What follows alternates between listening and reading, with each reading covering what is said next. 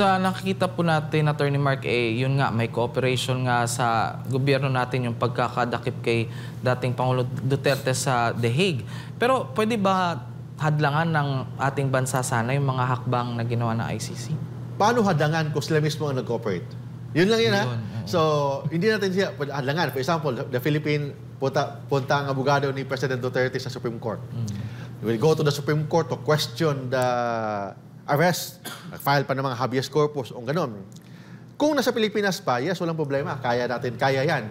But pag nasa ibang bansa na, the Philippine Supreme Court cannot or has no control to the ICC. Because the ICC is not part of the Philippine Supreme Court. The Supreme Court cannot question na, ay, illegal yung ginagawa ng ICC, hindi pwedeng gawin yan. Kasi the Philippine Supreme Court is separate from the ICC and the ICC is not under the Philippine Supreme Court. So, kahit na gawin ng Philippine Supreme Court na unconstitutional yung ginagawa ng ICC, is not enforceable. Bakit? Kasi ang ICC hindi naman sakop or under yung ICC is under naman ng Supreme Court.